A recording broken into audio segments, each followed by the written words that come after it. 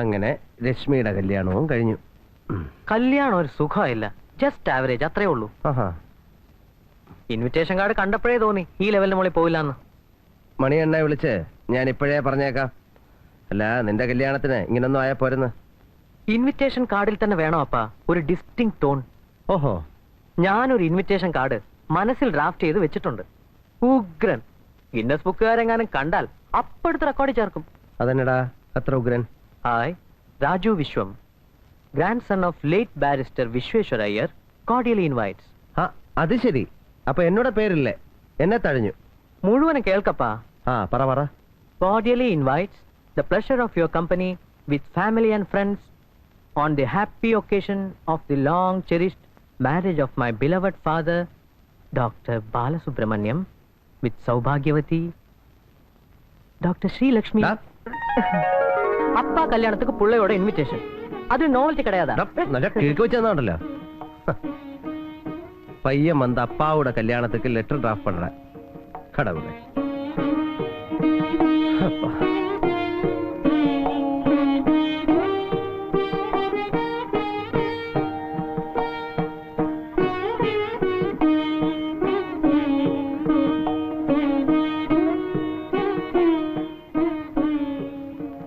அப்பா ஒரு டவுட். அதென்ன திடீர்னு டவுட்? அம்மாவை பொண்ணு பார்த்ததுக்கு அப்புறம் கல்யாணத்துக்கு முன்னாடி நீங்க அம்மாவுக்கு லவ் லெட்டர் ஒன்றும் போடலையா? சொல்லுப்பா ப்ளீஸ். போட்டேன்டா. ஆனா ലവ് ലെറ്റർ கிடையாது. പുലിയുടെ കണ്ണിലെങ്ങാനും പെട്ടാലോ ഒരു ഇൻവിറ്റേഷൻ കാർഡ് എടുത്ത് അതിൽ റൊമാൻറ്റിക്കാ ഒരു വരി അങ്ങ് എഴുതി. എന്താ എന്താ എന്താ എഴുതിയത്? ഉനക്കതൊന്നും തെരിയ വേണ്ട. ശരി പോട്ടെ. എന്നിട്ട് ഭദ്രമാ ഒരു കവറിലെ പോട്ട് പോസ്റ്റിൽ അയച്ചു. എന്നിട്ട് കല്യാണം കഴിഞ്ഞ് 11ാമത്തെ ദിവസം എന്റെ മുമ്പിൽ വെച്ച് നിന്റെ അമ്മ അത് പൊട്ടിച്ചു വായിച്ചു. അതെന്താ കിട്ടാൻ വയ്യോ? കിട്ടലൊക്കെ സമയത്തിന് കിട്ടി.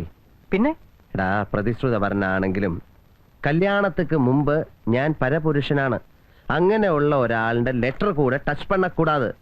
അതുതാൻ ശുചീന്ദ്രൻ വൈദ്യസ്വാമി മഠത്തോടെ സെറ്റപ്പ്. കല്യാണത്തിന് മുൻപോ ചാൻസ് കിട്ടിയില്ല. അത് കഴിഞ്ഞിട്ടെപ്പോഴെങ്കിലും അമ്മ അപ്പാവുക്ക് ലെറ്റർ പോട്ടതുണ്ടാ? അമ്മാവാ? ആമാ പ്ലീസ് സൊല്ലുപ്പാ. ഒരു വാട്ടി. എപ്പോ? എടാ, അത് ഇങ്ങ വെച്ചല്ലടാ. പിന്നെ അപ്പ ഇരുന്നതുക്ക് അപ്പുറം അമ്മാവെ ഈ വലിയ വീട്ടിൽ തനിച്ച് വിട്ടിട്ട് പോകാൻ എനിക്ക് മനസ്സ് വന്നില്ല. അന്ന് അവൾ ഗർഭിണിയായിരുന്നു. ഞാൻ അന്ന് വെല്ലൂരിൽ MCH പഠിക്കുന്ന കാലം. ഒരു സിംഗിൾ റൂം അപ്പാർട്ട്മെന്റിനുള്ള എലിജിബിലിറ്റി എനിക്കുള്ളൂ. അത് മതിയെന്ന് വെച്ച് ഞങ്ങൾ രണ്ടാളും അവിടെ താമസമായി. എന്നുമുള്ള അവളുടെ കോലമടിയും മറുനാട്ടുകാരായ സഹപാഠികൾക്ക് ഒരു കൗതുകമായിരുന്നു.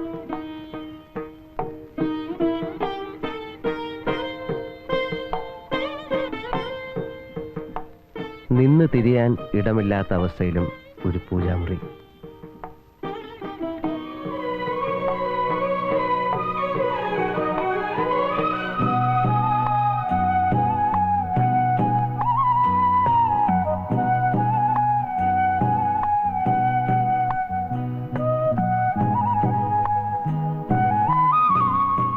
വയ്യായികകൾക്കിടയിലും ജോലികൾ എല്ലാം അവൾ തന്നെ ചെയ്തിരുന്നു, സന്തോഷത്തോടെ.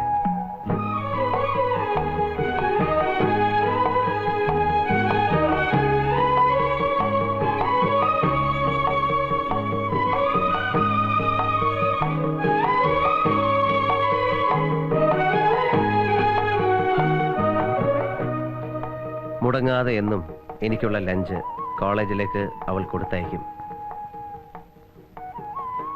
ആ കാരിയറിലാണ് അമ്മാവുടെ ആദ്യത്തെ പ്രേമലേഖനം വന്ന് അവതരിക്കുന്നത്. കാരിയറിലോ? ആമാ, ഞാൻ കോളേജിൽ പോയി കഴിഞ്ഞപ്പോ അമ്മാവുക്ക് ഒരാശ, ഒരു മസാല ദോശ സാപ്പിടണമെന്ന്. വയറ്റിൽ കിടക്കുന്ന നിന്നെ പോലൊരു തിരുമാലിയല്ലേ, തോന്നാതിരിക്കോ? പപ്പടത്തിനിടയിലായിട്ട് കാരിയറിലൊരു കുറിപ്പ്. വൈകിട്ട് വരുമ്പോ ബ്രാഹ്മണാൽ ഹോട്ടലിൽ നിന്ന് ഒരു മസാല ദോശ വാങ്ങി വരണം. അയ്യോ പാവം. പാവം നീ കേക്ക്. രുക്മിണിയുടെ കാരിയർ വന്നാല് കൂട്ടുകാര്, പ്രത്യേകിച്ച് ഈ പെൺവർഗം, അതാദ്യം തുറന്നു നോക്കും. അവളുടെ വെജിറ്റേറിയൻ ഡിഷസ് അത്ര പോപ്പുലർ ആയിരുന്നു അവരുടെ ഇടയിൽ. அப்படியா? ആമാണ്ടാ, രുക്മിണിയുടെ പ്രേമകടിതം ചെന്ന് പെടുന്നത് ഡോക്ടർ റോസി മാത്യുവിന്റെ കയ്യില്. കാഞ്ഞിരപ്പള്ളിക്കാരി നസ്രാണിച്ചിക്ക് കുരുമുളകിന്റെ എരിവാ നാക്കിന്. ഒന്നിന് പകരം 13 മസാല ദോശ വാങ്ങിച്ചിട്ടേ തല ഊരാൻ പറ്റിയുള്ളൂ. 12 അവറ്റകൾക്ക്, 1 പാവൻ രുക്കുവിന്. പ്രസവം അടുത്തപ്പോ അവളുടെ വീട്ടുകാർ വന്ന് നിർബന്ധിച്ചു. സീമന്തം, വളകാപ്പ് എല്ലാം സമ്മതിച്ചു. പക്ഷെ പ്രസവം മാത്രം ഞാൻ പഠിക്കുന്ന കോളേജ് ഹോസ്പിറ്റലിൽ വെച്ച് വേണം. ഈ മാമൂലും ആചാരവും ഒക്കെ അത് കഴിഞ്ഞിട്ട് മതിയെന്ന് ഞാൻ ശടിച്ചു.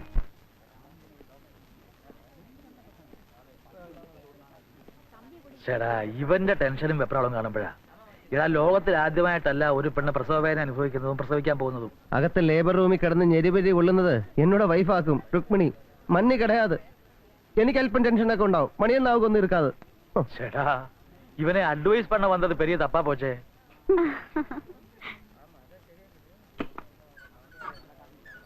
Congrats, Balu. It's a boy. ഓ, ആൺകുഴന്തയാക്കുമാ ஆமாங்க.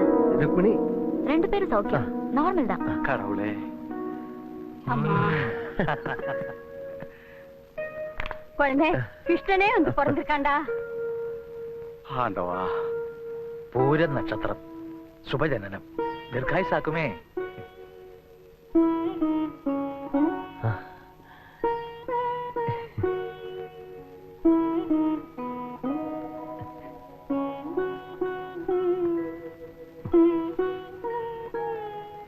உங்க ஆசை மாதிரியே ஆண் குழந்தை.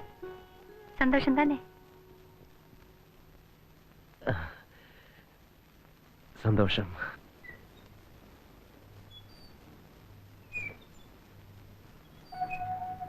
മതിമറന്നുള്ള ആ സന്തോഷം അധികം നാൾ നീണ്ടു നിന്നില്ല. സ്വർഗം പോലുള്ള ആ ജീവിതം കണ്ട് ദൈവങ്ങൾക്ക് വരെ അസൂയ തോന്നി. വെറും ഒരു പനിയായിട്ടാണ് തുടങ്ങിയത്. കാര്യമാക്കിയില്ല. മെഡിക്കൽ കോൺഫറൻസ് കഴിഞ്ഞ് ഞാൻ വരുമ്പോഴേക്കും അത് ന്യൂമോണിയയായി. രക്ഷപ്പെടുത്താനുള്ള എല്ലാ വഴികളും ഞാൻ നോക്കി. പക്ഷേ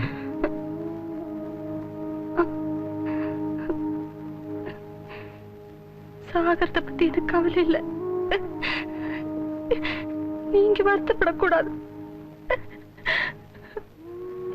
எத்தனையோ ஜென்மத்துல கிடைக்காத அன்பும் அமைதியும் உங்ககிட்ட இருந்து கிடைச்சது. அதுவே தாராளம். நம்ம ராஜு அவனை விட்டு போறதுக்கு தான் நான் இல்லாத குறை அவன் மனசுல வரவே கூடாது.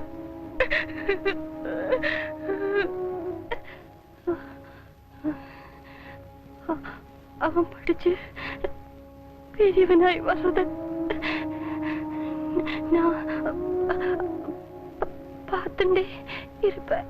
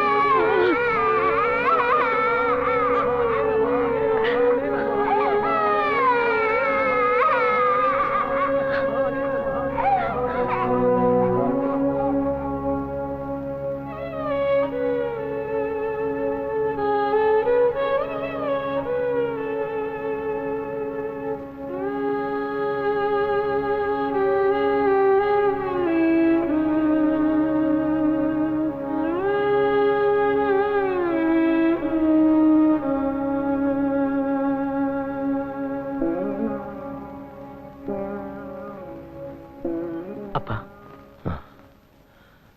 You need a drink.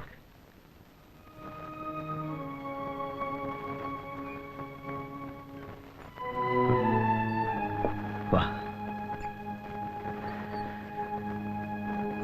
Come on.